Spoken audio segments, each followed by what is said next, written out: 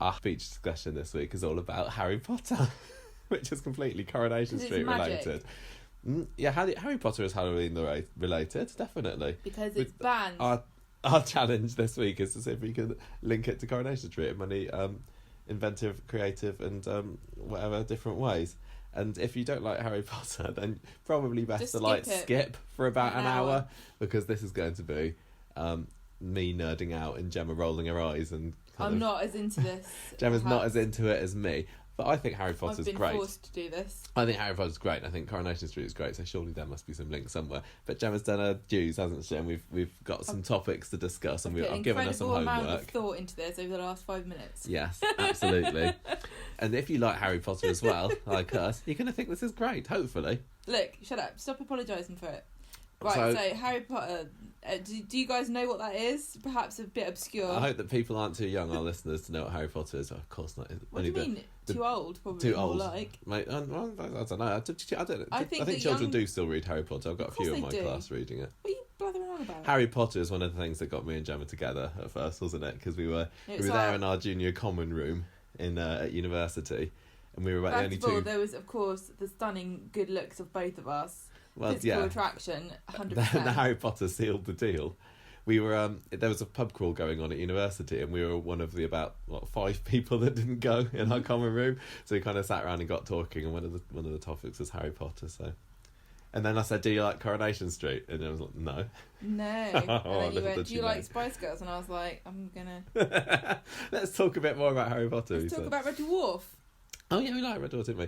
Anyway, yeah, I like Harry Potter. Then that was like back in 2001, wasn't it? So Harry Potter had been out a few years, but I'd only started reading them maybe that summer or the summer before, possibly, because Mum used to be a school librarian. She made me read them because I never read anything, and she's like, "Right, children at my school are reading these, and everyone says they're bloody brilliant, so you better read them." And I relented eventually and started reading them and loved them. I remember reading. I don't know when exactly I started. It must have been.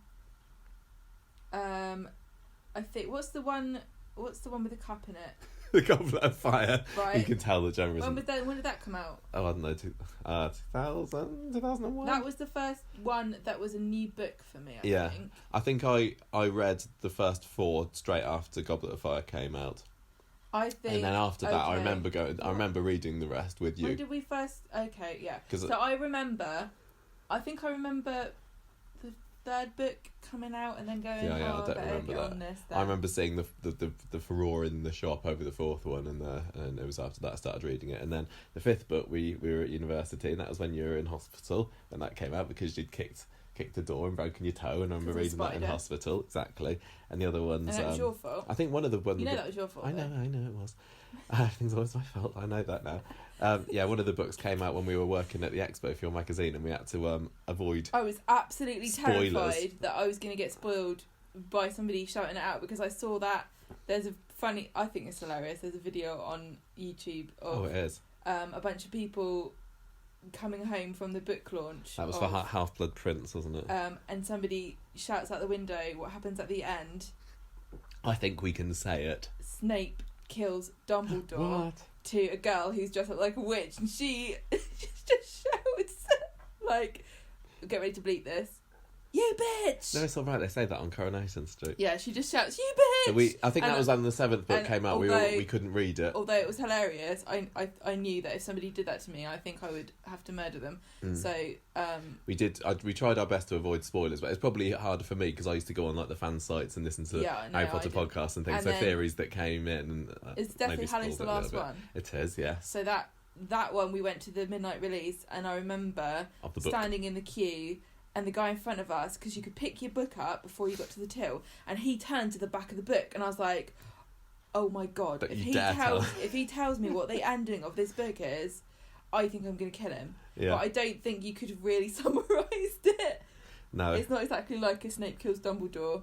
No, especially not reaching the very end of it. Everything was okay.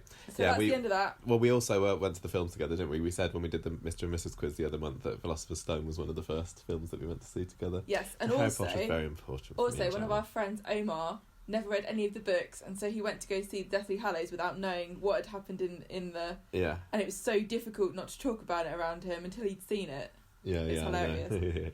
So yeah, we do try to avoid spoilers like Corrie, and let's get this conversation onto Corrie then, because it's not just a Harry Potter thing. It's not just about us either. No, there have been a few Potters in Corrie, most famously of course Audrey and Gail. Their maiden names were Potter, and there was another one. Stan Potter was the guy that was played by Noddy Holder in the 2000 live episode. So this is when they were the council, whoever was going to tarmac over the cobbles, and then all the residents came together to protest. And then Noddy Holder's character Stan Potter, who was a friend of Les's or someone, maybe, or Dougie, I can't remember, came up with a fake preservation order which stopped the tarmacking. So they're the only Potters that have been on Corrie, but there have also been... But they're all good ones. They are. There have been a couple of famous... there have been a couple of mini-famous actors from Corrie that have been on the Potter films as well, haven't there? Well, Mike Newell, who directed Goblet of Fire, directed 21 episodes of Corrie in 1966. That's quite a big one, isn't it? Having a Corrie director being... I think he was the first British Harry Potter film director as well. I think probably the one that people are going to know the most is Michael... Is it Bine? I think so. He played Grindelwald. I've just missed that. So he was also Gail's dad. Ted, remember him? Yes. Between 2008 to 2010. Who knows? Is he still alive? Who knows? Has he found the Deathly Hallows and become the Master of Death, I think? Apart from that, there's a few other sort of bit parts. So the person who played Rita Skeeter's photographer, Robert Wilford, was in Corrie as an estate agent in 2005, 2006 and 2007. Recurring a character of an estate agent that probably nobody ever recognised. And there was Tony Maudsley, who played Grawp, which was Hagrid's half-brother or something, wasn't it? And he played a minor character called Bailey in a 1995 episode. And I've had a look on Corriepedia and I can't find out who or what Bailey was, but they were in it. And then there was Ashley Maguire, who was a woman who played a Death Eater in the last two films. She was Fizz's nasty cellmate Ruth when Fizz went off to prison in 2011. A true Slytherin through and through. Oh, exactly.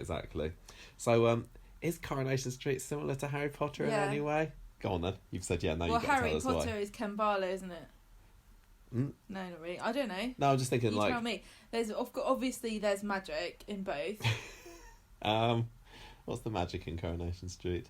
Well, they don't. David moving a crisp packet along the Rover's bar. They can't show anything that's magical on the TV because Muggles wouldn't be able to cope with it. But there is actually a wizarding version of Coronation Street that is set, funnily enough, on Tuesday, Thursdays and weekends, which is why we never have any episodes on those days, and they never mention what they got up to. Yeah. I would say, seriously thinking that the themes of love and death were very strong in Harry Potter, especially the love, and that's what soap operas are all about, isn't it? Also, everyone's parents always dying. Yeah, parents dying, definitely.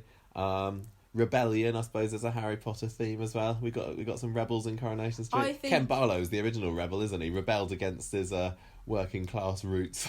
I'd say Stuck it to the man. I'd say that misuse of power and is a big theme in Harry Potter that's not in Corrie at all. Yeah, not particularly. I don't know if there are any other themes. Friendship is a theme in Harry Potter, obviously, isn't it? And I don't know whether I wouldn't say that was a mega theme in Coronation Street at all. What about the Super Friends? They're bringing it in. The Super Friends are the new Harry generation. Harry, Ron and Hermione. They are as well. That kind of age group. I'd say our age and younger are the people that are super, super obsessed with Harry Potter. Yeah, definitely. And we'll just have to see how much that crosses over with our podcast audience. That age group are obsessed. I just mean that's where you're more likely to find people that are obsessed with Harry Potter. Yeah, definitely.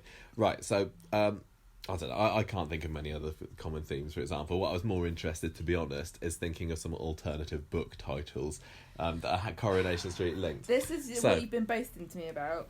As everybody knows, this is boring puns, everybody. This is amazing puns. Some of them are rubbish. I'm quite pleased with some of these puns. No, don't get your pun. You need to get your pun out. I'm getting my puns out. This is what I would call the 7 Harry Potter books if I was giving them a Coronation Street theme. God. Now I've got to explain the context of some of these. Oh God, as no! well. Don't explain your puns. This is amazing. If you have to explain a joke, it's not funny. No, I've got to tell you what story it'd be and then what the title would be. So the first Harry Potter book is obviously Harry Potter and the Philosopher's Stone. Or the Sorcerer's Stone. No, it's Philosophers. We're English, yeah. So. We're British. What if there was a story in Coronation Street where Daniel is back on the drugs again? Yeah, and I would call that Daniel Osborne, the Philosopher's Stoned.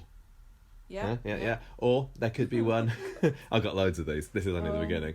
Right, there's one where Craig Tinker is out on a stakeout. Right, so he's standing completely freezing in place, listening to the robbers. Yeah. But then his mobile goes off and it scuppers the whole operation. So that was Craig Tinker and the still officer's phone. Oh, no. Okay, there's more. Can you write a whole novel about this? Is the question. Yeah, definitely. One other for the first one. So you obviously know Phil Collinson, who was the producer of Coronation Street before Stuart Blackburn, and one of the characters who created was Sylvia Goodwin. So I would also have Sylvia Goodwin, Phil Collinson's crone. Come on, you got to laugh to some of these. Sorry. Okay, they're not some of my best ones. So they're not all. These aren't any good. They're not all awful wordplay, because for the Chamber of Secrets, obviously we'd have to have like Pat Phelan in the Secret Chamber, which has been what's been happening in Coronation Street recently, or you could have like Gail Rodwell in the Granny Annex. So I think that's her little getaway there. Third Harry Potter. This is amazing. We're not even halfway through. Third Harry Potter book, Gemma, of course, is Prisoner of Azkaban. Yeah, I was about to say that. Yeah, so we could have a Jim McDonald storyline. Jim McDonald, the prisoner of the big house. Yeah. Or, and I quite like this one, so there's a story, imagine this story where Norris Cole keeps somebody hostage because they haven't paid their papers, and they've come in and Norris is fed up with them not paying their papers, so he chains them up inside the newsagents until they pay. Yeah. And that storyline would be called Norris Cole and the Prisoner of Rita's Cabin. Yeah, because it rhymes. Yeah. Rita's Cabin sounds like Azkaban. You sound very like a Londoner there. I don't care. Right, moving on. This is like the best episode ever. Goblet of Fire is the first book. So you could have Peter Barlow and the Pint Glass of Newton and Ridley's. Yeah. Yeah. Or, this is a good one. Okay, good. I'm glad to hear that. Tim is out doing his job for streetcars, and then somebody gets in there, some woman who just was mouthing off and is talking all the way through, and Tim just wants a quiet drive, and this woman is mouthing off all the way through, just can't stop talking. Like so that storyline would be Tim Metcalfe and the Gobby Fair. Yeah, there you go. That got a genuine laugh, everybody. Number 5. The Order of the Phoenix. So that was the secret club that Dumbledore had. Here's a good interesting fact that I read or heard on a podcast the other day. There's a spoiler, everybody. No, apparently, in the original drafts, the Order of the Phoenix was going to be what remember when Harry set up a little secret club where he taught all the other students magic. That was going to be called the Order of the Phoenix, and then Dumbledore's club was going to be called Dumbledore's Army, but they swapped them over. Well, that makes more sense the original way. Anyway, so we could have like Fred Elliott and the Square Dealers, which was his little secret businessman club. Not secret, was it? I don't want to argue about this. Carry on. Right, we're over the halfway point now, everybody. Right, you remember when Andy was doing Pat's bidding last year? Yeah. So he was following all his orders. Was he like the Rat Man? Yeah, so that could be Andy Carver and the Order of the Phelan.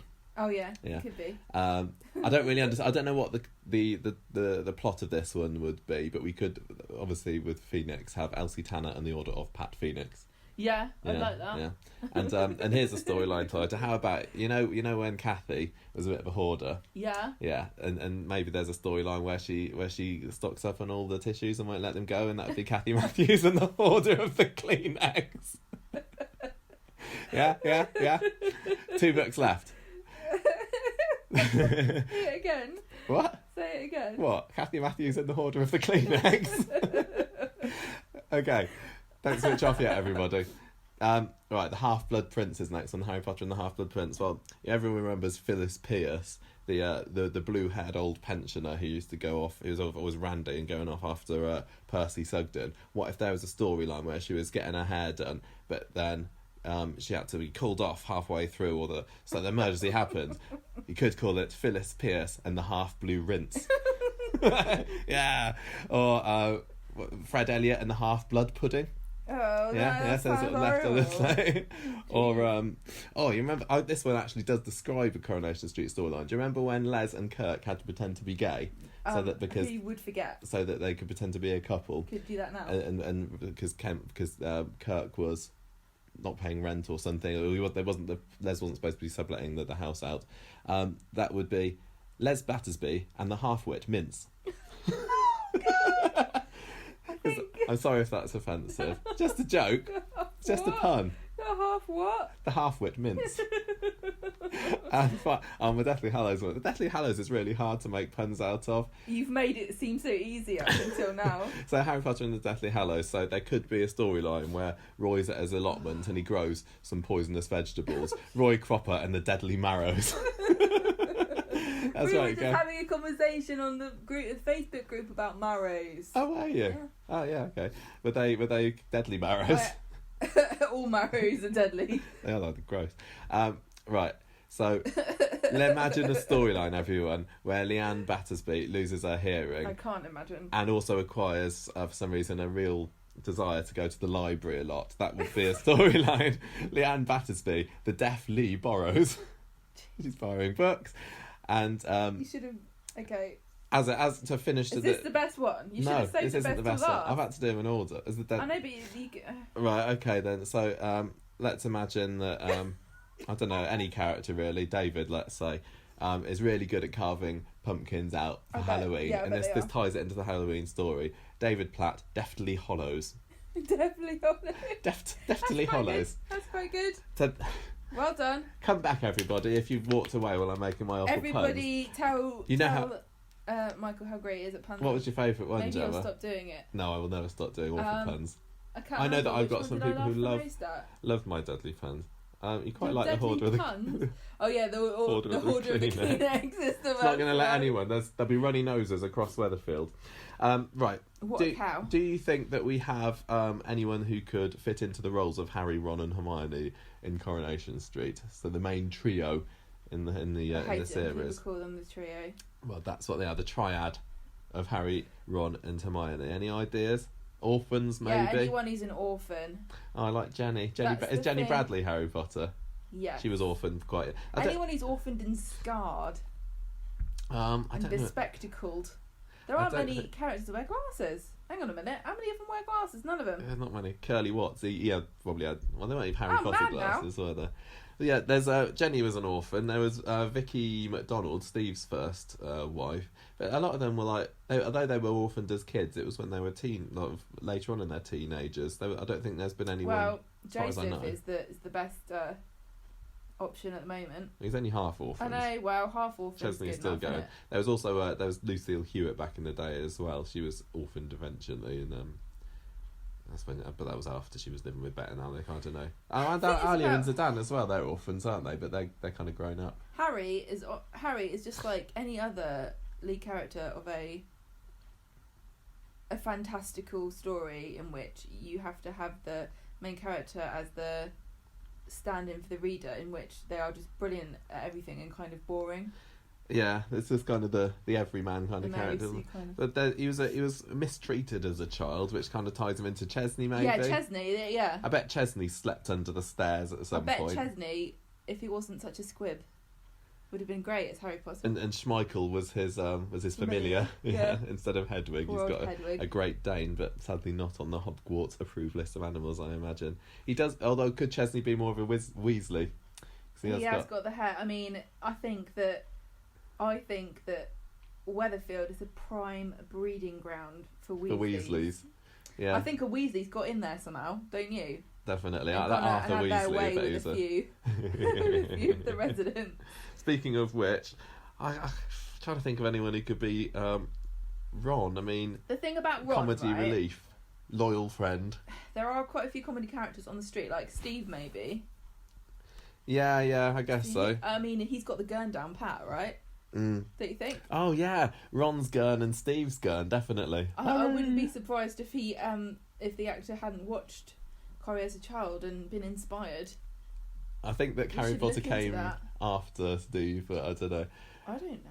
No, I mean, yeah, Simon was Steve before Harry Potter came out, wasn't he? I'm saying that he was inspired to gurn like Ron in the movies, but from watching Corrie. I bet you all the actors used to watch Corrie or EastEnders when they were kids. Yeah, I bet they did. I wonder how many like EastEnders and Emmerdale's actors there have been on the Harry Potter films. Well, I thought that find that out, why don't you listen to a different podcast? Yeah, Graham sprung to mind as being a bit like Ron, just like because he was just a good friend to David, wasn't he? David's also a bit Ronish for his pranks. No, David's a definite Slytherin.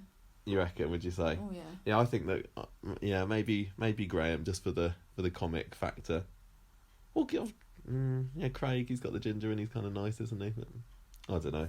And I think Hermione is definitely Summer at the moment. Yeah, I really Little can't Miss Know-it-all. imagine anyone else being a better Precocious. Hermione than Summer. Yeah. So Gemma's section time for my next. homework. Yeah, I asked Gemma to sort 2 weeks the ago. current kids in Coronation I Street did into this about houses. 5 And minutes I think this was the idea that inspired this segment. I'm sure it might have been Morgan back ages ago said, "Oh, can you put the Corrie characters into houses?" And we rather than put everyone into houses, it's now spiraled into this whole segment. But yeah, Gemma, would you like to tell us a bit about the Hogwarts houses first, and then who you put in them? Everybody thinks they're in Gryffindor, don't they? Why? What is Gryffindor? Gryffindor is like, if you're a good person, you're in Gryffindor. Bravery, nerve, chivalry, daringness. Yeah. That's like the power character, it's isn't like it? the noble. Yeah, most of the good characters. It's not. I mean, like Luna's a Ravenclaw, isn't she? But We're not talking about Ravenclaws. We're talking about Gryffindor is the house that. Everybody thinks that they are in Gryffindor, unless they're a hardcore Harry Potter fan and they've done a little quiz. And they haven't cheated. I've done a Harry Potter quiz. On the official Pottermore Harry Potter quiz has put me in Slytherin, which my children in my class would probably agree with. I'm a bit more like Snape than I am some of the other teachers sometimes. Haven't you got a Slytherin tie? Didn't I get you? No, I got a Gryffindor tie. I think I got you that, didn't I? I can't remember. So have you put anyone in Gryffindor? I'm not doing that now. I'm talking about what doing the houses. Go on then. This is your section. Hufflepuff is for, I would call them lovable idiots. Yeah. But it's a bit of the people that are left over, isn't it? But there is an official hard work, dedicated, patient, loyal, fair play. I think Hufflepuff is very much a Coronation Street. I think if you were to put Coronation Street into a house, you put it in Hufflepuff. Yeah. EastEnders would be Slytherin. Emmerdale, I don't know. Ravenclaw, I don't know. Anyway, Ravenclaw is like for the boring swats. So intelligence, knowledge, wit. And Slytherin is for the bastards. So it's cunning, resourcefulness and ambition that really everyone who's evil is in Slytherin. Yeah, that's what Hagrid said, wasn't it? Like, there's never been a wizard that's gone bad that hasn't been in Slytherin. Yeah. But Merlin was a Slytherin wizard, it's all I happen fictional, to know. So it doesn't matter. But yeah, they've got a bad rap for being evil, but actually they're just ambitious and cunning and resourceful. Whatever. So who have you put where then? Okay, so I have... What? I'm just thinking about how you would categorise the world leaders that we currently have, and I think Theresa May and Trump would both be Hufflepuffs. It's full of hot air anyway. Right. Okay. So I've put Amy. So we're only doing current children. Mm-hmm. So, but we are including Bethany. If they all got their owl letter, where would they go? Amy is Slytherin, isn't she? You reckon? Her mum's Slytherin. She's a Slytherin. Yeah, she'd be a kind of a good Slytherin. She's not evil, but I think she's definitely very cunning. Put Simon into Slytherin. I think he thinks he's a Gryffindor, but he's not. Why do you reckon Slytherin? He's a snitch. Snitches get Slytherins. Asha is also a Slytherin because she is a sneaky sneak, goes around doing horrible tricks on people. Mm-hmm. And Seb, I put him in Slytherin, but I would say he's more of a reformed Slytherin. He is now, isn't he? Yeah. I think like what you were saying about Asha being Slytherin, that's probably true because she and Archie were playing tricks on Erica and that, weren't they? And you got to be quite cunning and resourceful to come up with those practical jokes. Now I've got my Hufflepuffs. I do have a what? This is the boring characters, is it? No, but I have a soft spot for Hufflepuffs. Mm. I think if I was honest, I'd probably be a Hufflepuff. Wouldn't you be in Ravenclaw back in school? Well, maybe in school, but I don't think I'm... Maybe not these days. Actually, it says Hufflepuff is hard work and Ravenclaw's intelligence, but I do think that I've skated by on thinking I'm cleverer than I am and not putting any work into doing anything, so maybe Ravenclaw. I don't know. So Hufflepuff, It's got wit as well, Gemma, so it's obviously you and Ravenclaw. Yeah, where's the house for people that make puns? Is that counts as wit or not? I think that is Slytherin because it's the lowest form of wit. Right, so Hufflepuff, I've got Ardy. Totally. And I've also put... Is he hard working? I don't know. I've put Faye in there as well. Sorry, Faye. Why? Oh, she just tries, but she's not very good. Do you think that Hufflepuff had the highest rates of teen pregnancy out of all of Hogwarts? Yeah, probably. Do they have a spell for like contraception? I don't know, but they wouldn't get it right, would they? Okay, so I've only got one Ravenclaw, and that is Summer. Absolutely. She's very, very bright. Well, we said that she was Hermione, and I think Hermione could have been a Ravenclaw as well, to be honest, if it hadn't gone against the whole fact that they all main characters had to be in the same house. Obviously, Hermione's a Ravenclaw. I don't care what you say. But she's loyal and brave through and through, isn't she? I guess. Okay. What about you? Who haven't we done? Gryffindor. Yep. Who's left? There's only one person left. Yeah. Who's that? Oh, Bethany. Yeah, I'll put Bethany in Gryffindor. Why, Gemma? Because she has gone through ordeals that have proven her to be brave. Right. And she's gone through she's been very daring, and also having the nerve to stand up against Nathan in court. And she did it chivalrously for the other girls that would be going through the It took her a while. I mean, I don't know whether it came naturally to her, but she had it deep within her. Yeah. And Mary also, and some of the other characters helped her bring it out. Then there would be nobody in Gryffindor. Okay, so speaking of the houses, we had to think as well about who might be the heads of houses. Are we both doing this? No, I'm doing this one. I'm doing this. Oh, I'm doing the house founders first. So obviously in the Harry Potter books, you got your main houses are named after the 4 people that set up Hogwarts. Oh yeah, I remember now. You said I'm not allowed to put Gambalo in that. Yeah, so I've tried hard. Not really my topic of expertise to go back to the original cast and think if there was going to be some kind of Hogwarts set up in Coronation Street, who from the old black and white days from 1960 would I have as the heads of the 4 houses? And I can't remember what I've put, so I'm just going to get my notes out. Right, Gryffindor, I'm having Albert Tatlock. I think he was he fought in the war, he was quite brave. I think that loyalty was really important to him. He was like as honest as the day is long kind of guy. And I think that, if anywhere, he'd have been a good old Gryffindor. Hufflepuff for, what did we say Hufflepuff was for? Hard work and dedication and loyalty and patience. I think that Emily fits the bill quite nicely there, although she wasn't right at the very beginning. I think you just about count her as the original cast. I think that she's been very patient throughout the year, having to put up with the likes of Percy Sugden and Norris. And I would say that Emily... She's completely honest, isn't she? She wouldn't tell a lie, and hardworking as well. Or maybe like Leonard Swinley as well for similar reasons, like because he was obviously the lay preacher of the street, sort of good upstanding Christian bloke. So I think that he might fit in there as well. Slytherin, that was a bit of a difficult one because I was kind of thinking about like there weren't any baddies in there back then, so I was trying to think about the other qualities of like ambition, cunning, resourcefulness. Yeah, maybe not the ambition part, but I think that Ina Sharples maybe fits as a Slytherin.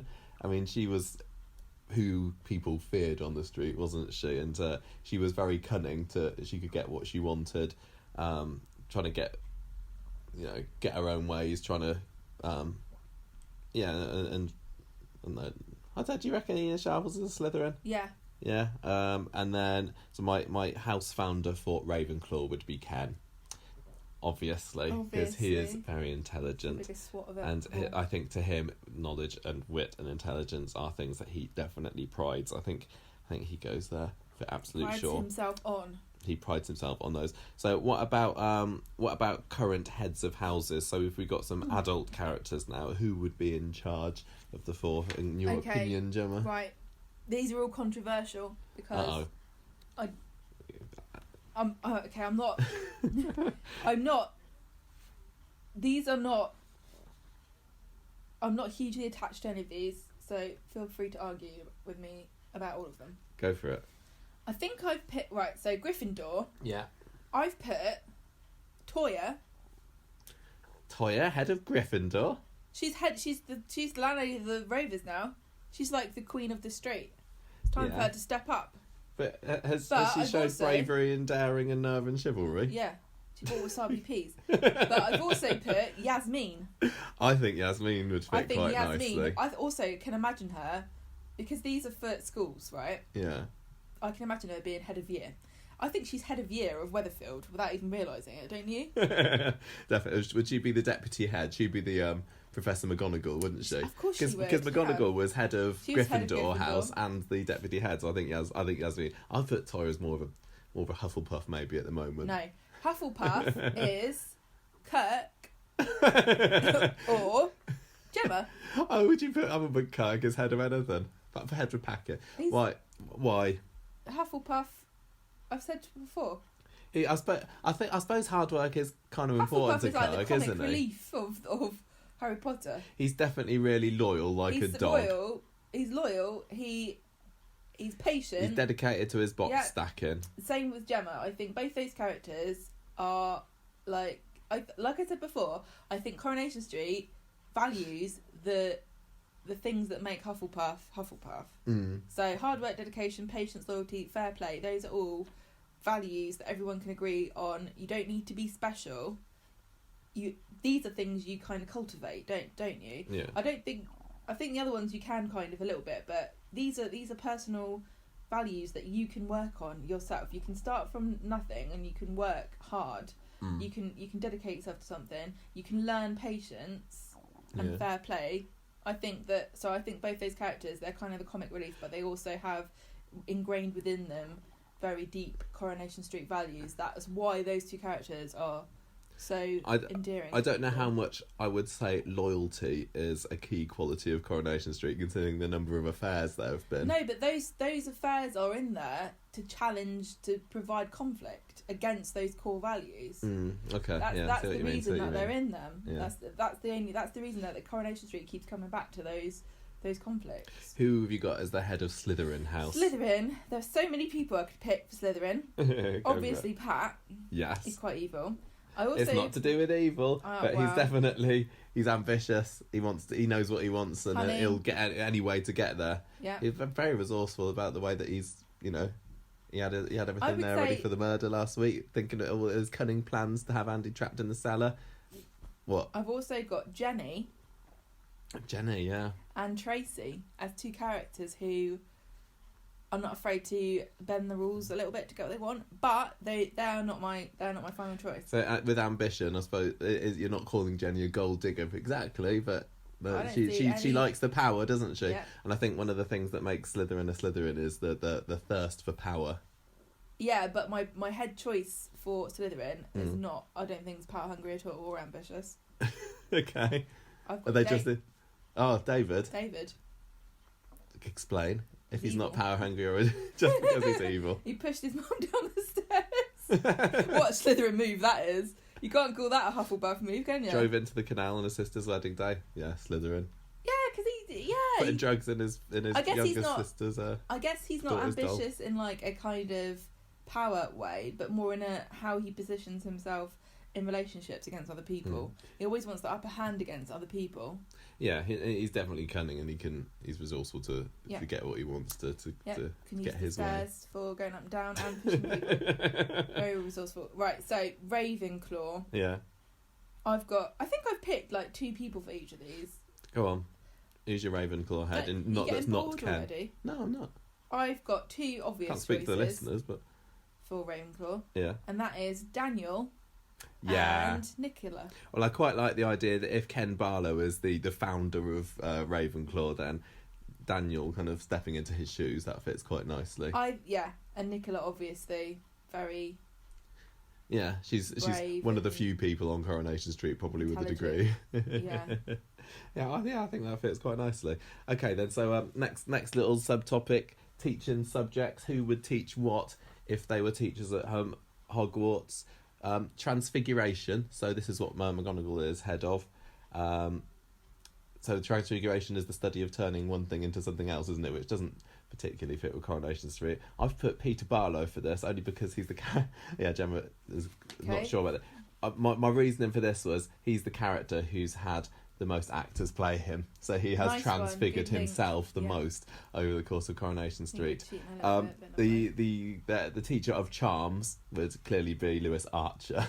the epitome of charm on Coronation Street. Can you imagine him there like, swish and flick, oh god, Wingardium Leviosa, darling.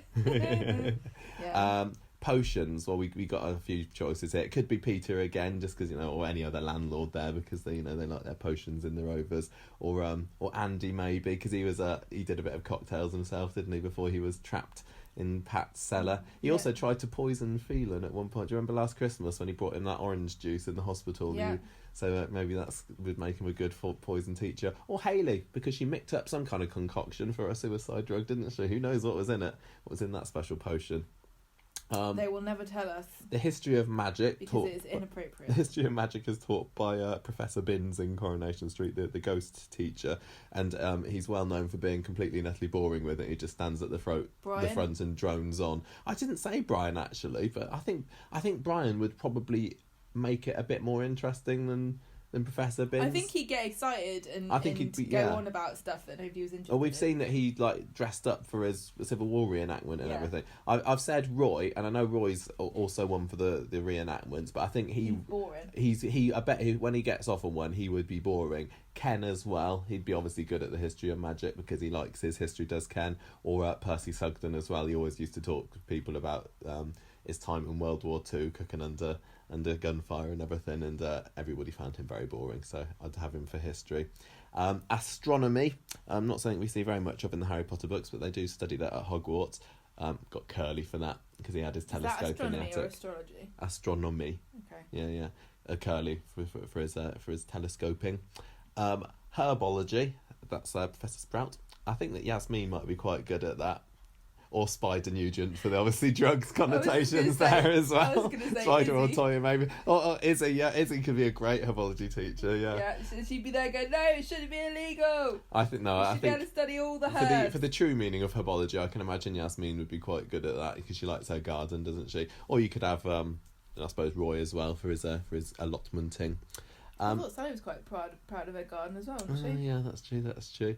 I wouldn't like to be after Sally as my teacher.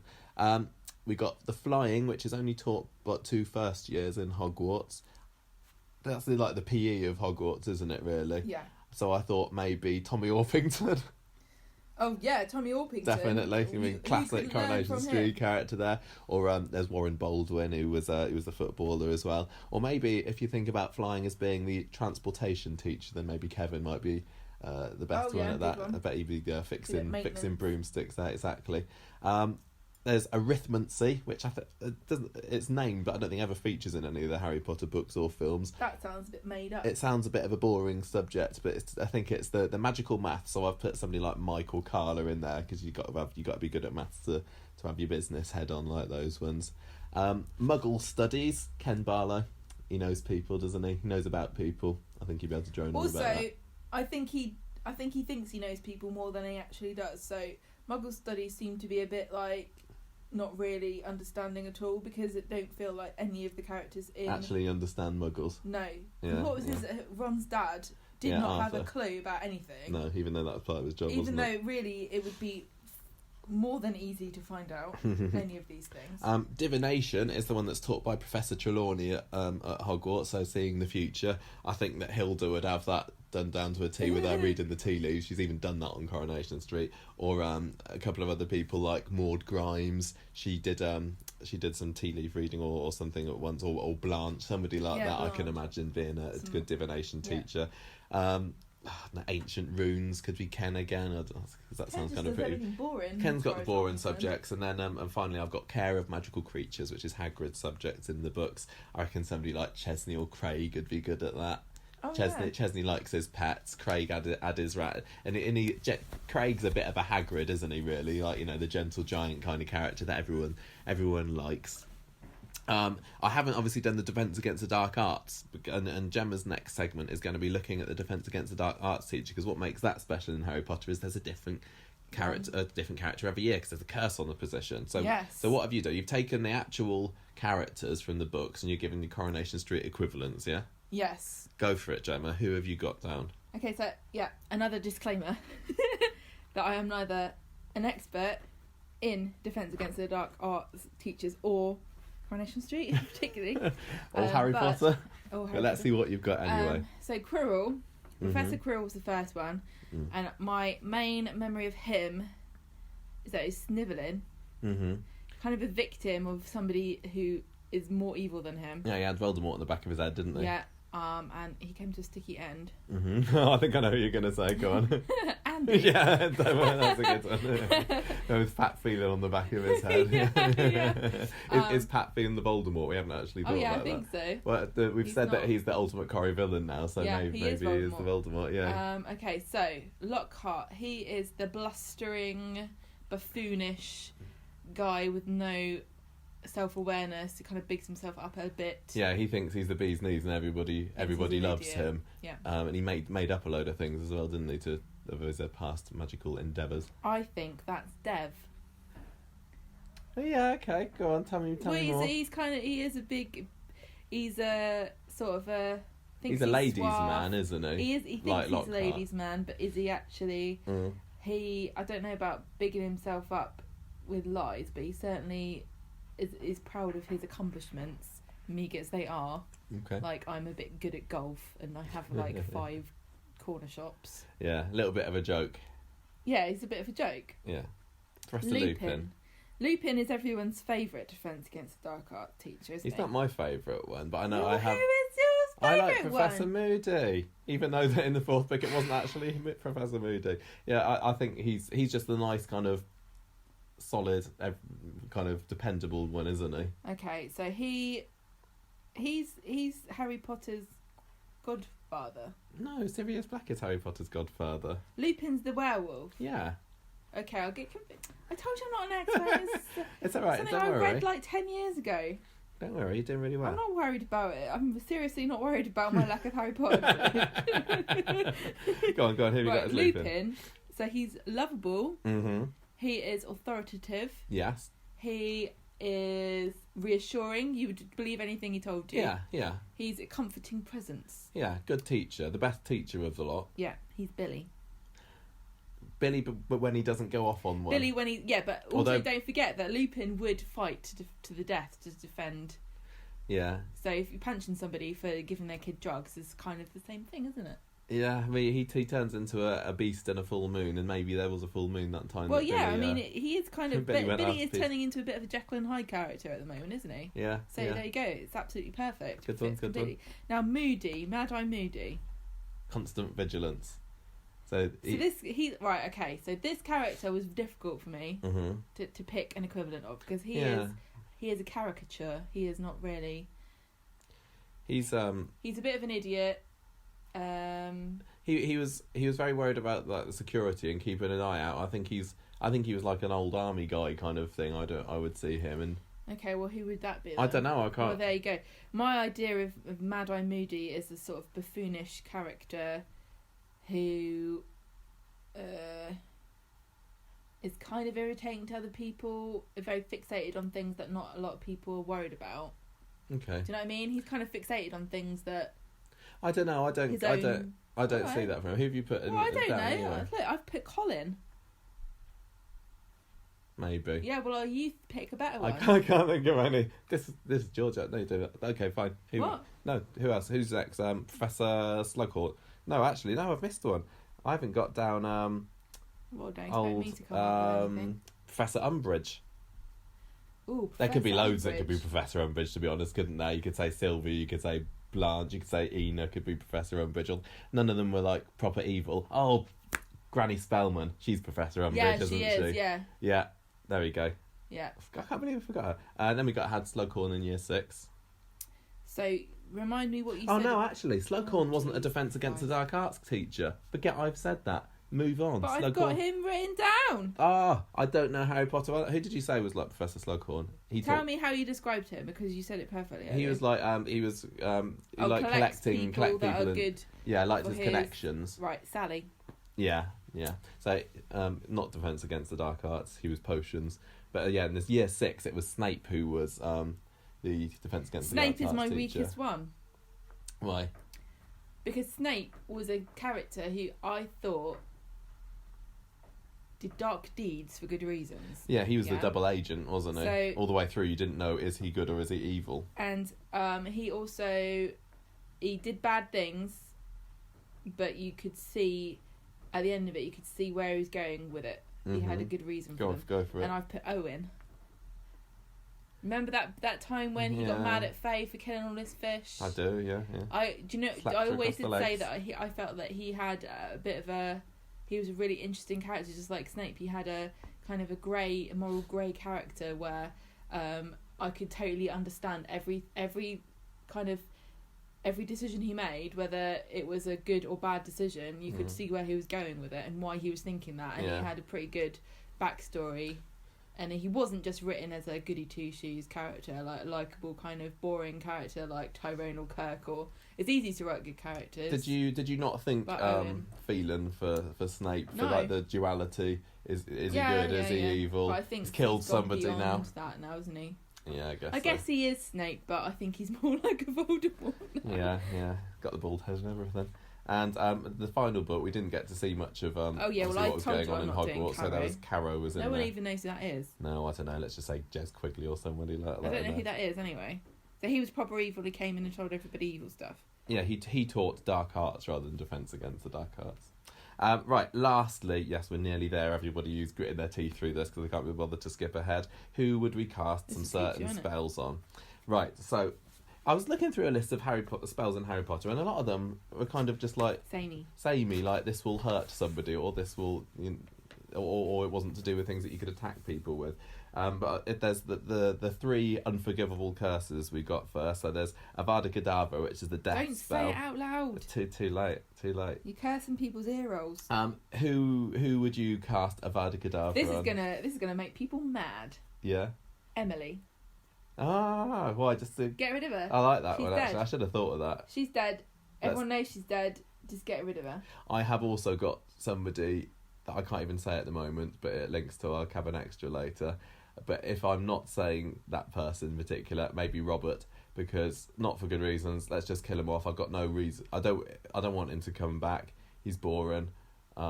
He doesn't really add anything. So sorry, Robert, you are for my chop there. The second one is Crucio, which is the intense pain curse. I felt bad thinking about anyone because I don't think I'd really want to inflict intense pain on anyone. Interesting. Because I'm just too nice. But I've put Michelle. You are horrible. But I can't believe it. Of the current cast, I mean, I could say like Nathan, I suppose. I've put Nathan because you know what, paedophiles. I think maybe Nathan is better. You're right. I didn't actually think that. Who's worse out of a paedophile or Michelle? Michelle is just really annoying. I'm going to change. I'm sorry, guys, but she just really annoys me. Also, if I inflicted intense pain on Michelle, she'd just cry some more. She'd be a victim. Yeah, I'm going to change to Nathan. I'm sorry, Michelle lovers. I will not. So I'm going to retract that. And then the third one is Imperio, which is the one that's just like you can control somebody. So if I cast Imperio on you, I can make you go and like make me a cup of tea or something like that. I think I've cast that on you when we got married. Yeah, definitely. That is the marriage spell, isn't it? I think I would maybe put Anna under that one just to stop her interfering quite so much. I think. Okay. And also stop being a do-gooder.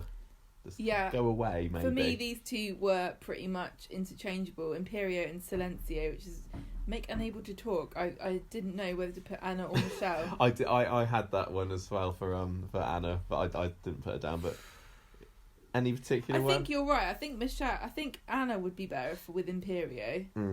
Because then she stopped meddling and stopped annoying. And Michelle, really, it's not so much what she does, but what she says that annoys me. So yeah, be quiet, Michelle. I put Brian down for Silencio because because he just goes. He's not as funny as he used to be. So usually when Brian comes into a scene now, I think he's going to say something that's not actually that funny. So I might Silencio him, and I really would. If there was a spell to make somebody make him more as likeable as I used to like him, then maybe I would cast that on him. But now that I don't have Michelle for the intense pain one, maybe I would agree and say Michelle for that one as well. Because really, Kim Marsh, stunning, beautiful. Yes, of course. Seen but not heard. That's what I say. Who would you cast Legilimens on, which is the mind reading? If there was a character that you really want to know what's in their head right now. Yeah. Angie. Oh, okay. Why? I don't know, Michael. She's what new. Have you written? I've put Pat Phelan. I'd really like to know what's inside his head. Just because I'm so fascinated by the character. But you've got... I've kind of put that as hominem revelio. What's this character doing?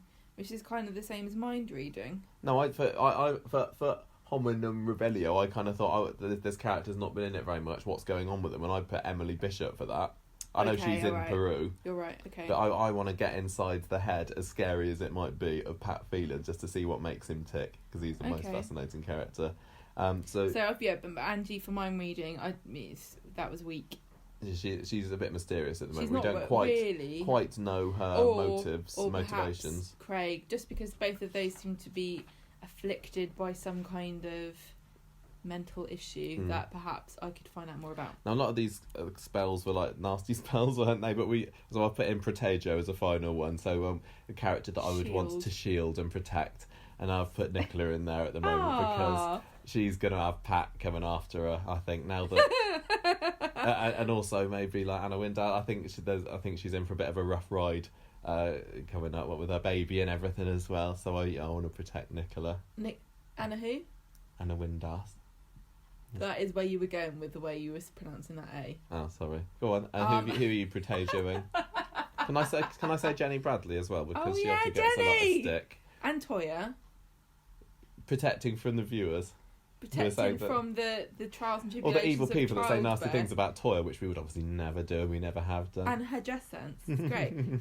I, after criticising you for not putting the Crucio curse on Nathan, I have cast my Protego spell on Pat Phelan. Poor little Pat. You want him to be immune from prosecution. I've given him the that's funny. So you've got Pat and I've got Nicola. Nicola, no, I can't believe it. She needs protecting from me pronouncing her name wrong.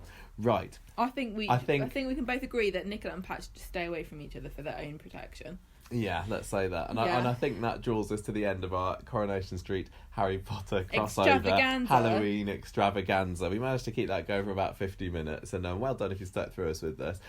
There must be some listeners that are also really keen Harry Potter fans. This is for you guys. Because it doesn't make sense otherwise. It does not make sense at all otherwise, but I don't know, maybe you stuck a listen. Maybe we've inspired some people to go and read Harry Potter by thinking, it's a bit like Coronation Street. No, don't worry about it. I'd be really interested, and I might set up a discussion on the Facebook group as well this weekend to see what other people would think about some of these, if they're interested. Or somebody else can start it, I don't mind, because that is the beauty of the Facebook group. DIY.